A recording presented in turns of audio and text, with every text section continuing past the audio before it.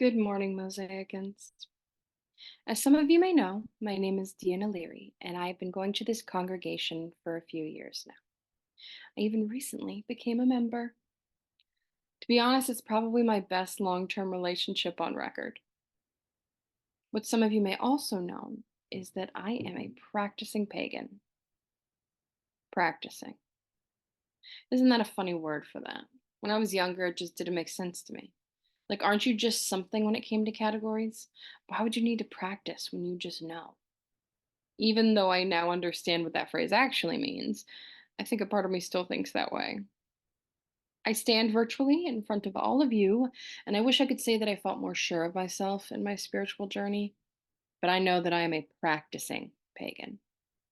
I am not an expert. I am not a genius. I am just a relatively young woman trying to find my place in my journey and move forward like the fool and all the major arcanas before me.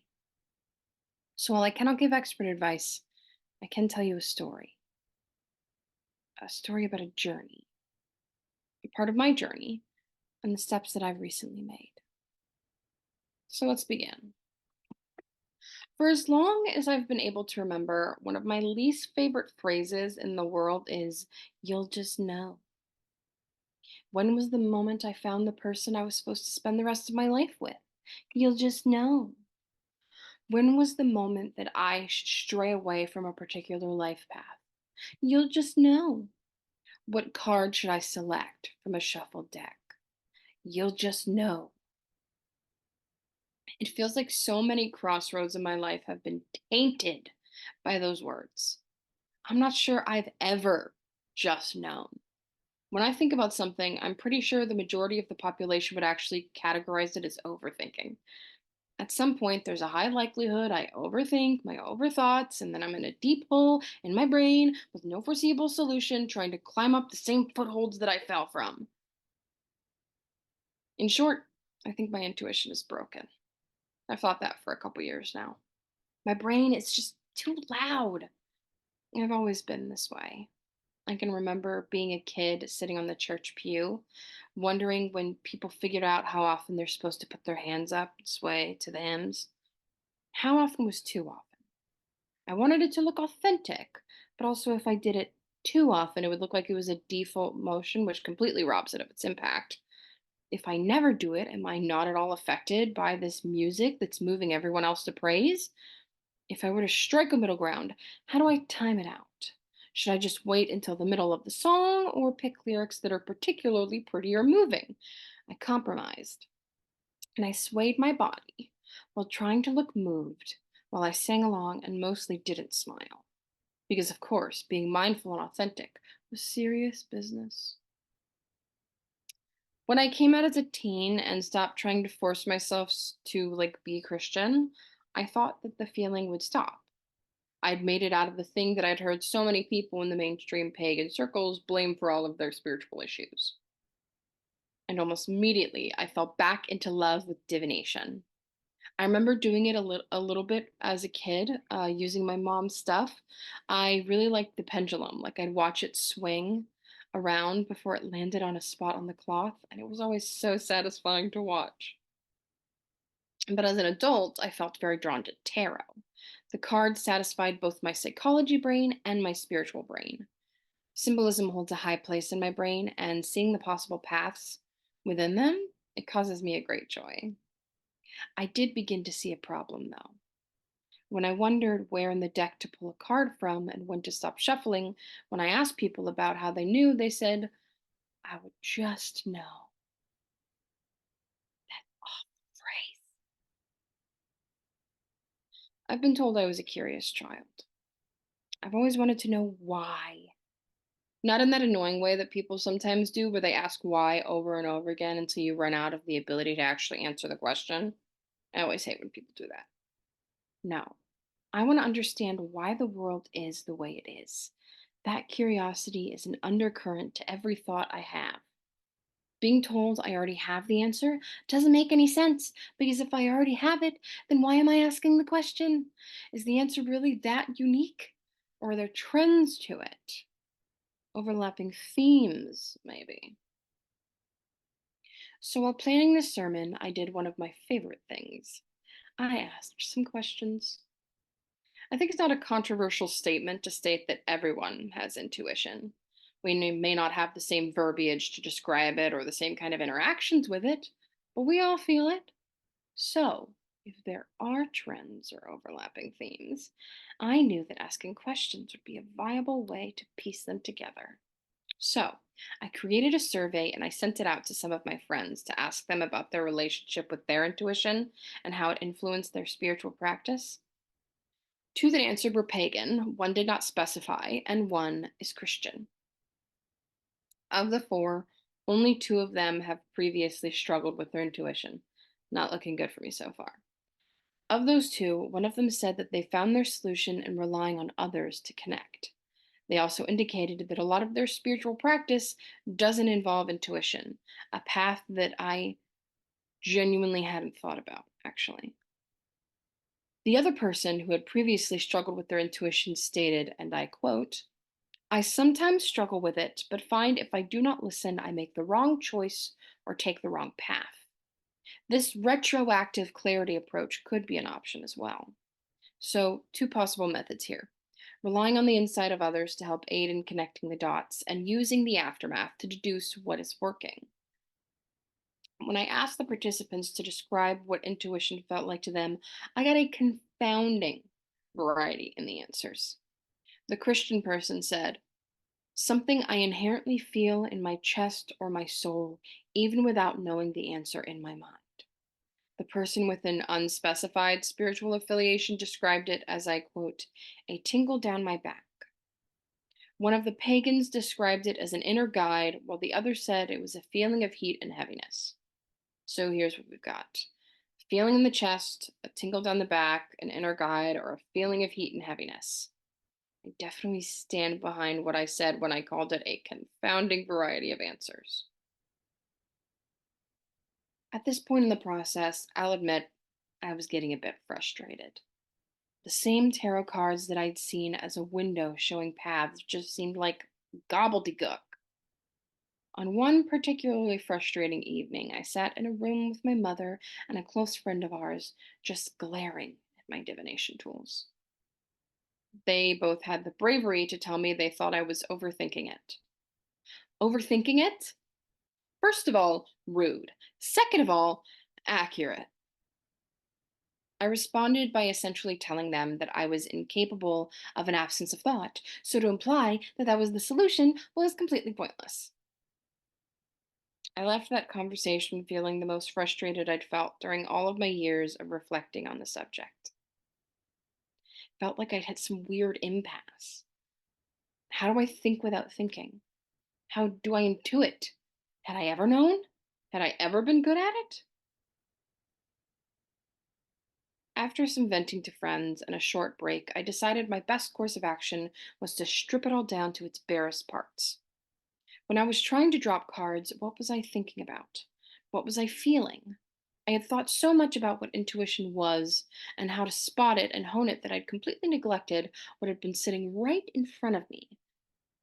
The question I begrudgingly began to hope might hold the key to my understanding of what I was doing wrong. What was intuition not? So when I say I overthink my overthoughts, the part of me that's doing the overthinking is anxiety. Now I know it's pretty hard to find a person that doesn't know what anxiety is in 2024, but just to make sure we're all on the same page here, I'll go ahead and define it. Anxiety is a feeling that everyone gets at some point. It's an uneasiness or dread that comes when faced with a situation that you may find particularly harrowing, such as riding in a plane or public speaking. That being said, there's levels to this. For people like me, anxiety is debilitating and near constant to a clinical degree. I live with multiple anxiety based disorders, which for me means I live with a sense of dread always hanging around like a sword of Damocles above my head. Sometimes it's way in the background, sometimes I'm drowning in it. Either way, it's always there. When I started to reflect on the effects of my mental framework on my intuition, I had a sneaking suspicion that anxiety was a big offender when it came to blocking my connection to intuition. I decided to look into the research done on the subject. My second favorite thing to do. I found an article published in the Association for Psychological Science in 2017 by Karina Remmers and Thea Zander that covered that very same subject, which they titled Why You Don't See the Forest for the Trees When You Are Anxious. Anxiety Impairs Intuitive Decision Making. I love that title. The first section of their article, as is standard, summarizes the current research in the field that is informing their methods and hypothesis. But the quote that I'd like to pull here is actually at the beginning of their explanation for their experiment, because they actually condense that previous section very effectively when they say, first, negative mood states and thus presumably also a state of anxiety foster narrow analytical information processing and deliberation. Second, research has demonstrated that in negative mood states, individuals are less likely to rely on their intuitions. Third, anxiety interferes with decision making in several ways that are supposedly detrimental to the adaptive access to intuition. To translate that into something that our brains can process this early in the morning. 1. Anxiety limits the options we can use to process things and make decisions. 2.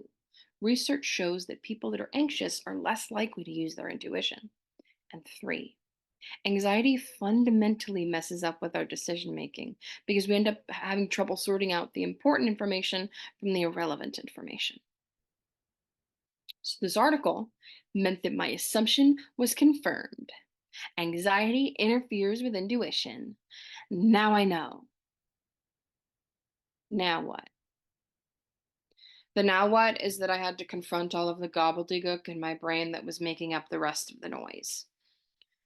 I realized that I'd internalized the mindset that any issue that I had spiritually was my fault when I'd had problems as a young Christian.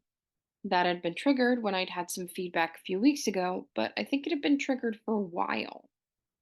This central issue of me not being good enough was a deep fear that had festered.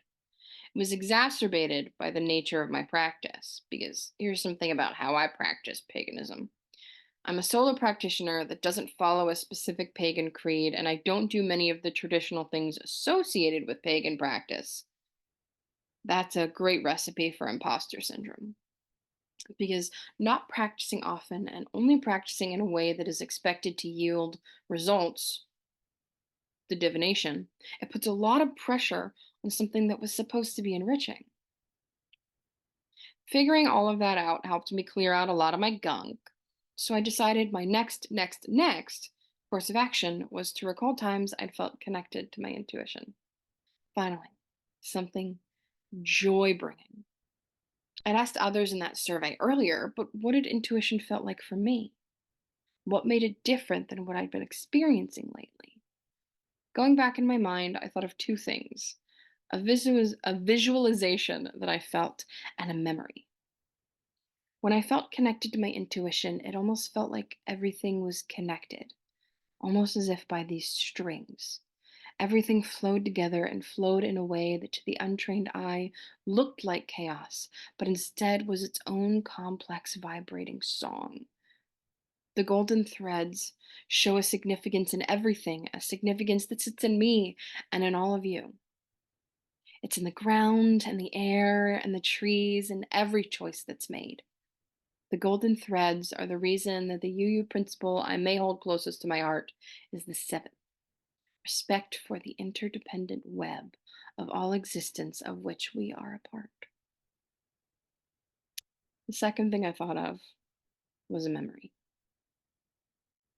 One time, when I was playing in the pool with my siblings and my cousin, they were trying to show me how to float on my back.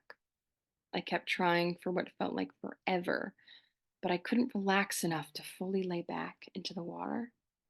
I was so sure that something wrong was going to happen, or I'd do something wrong and I'd end up with a mouthful of water or worse.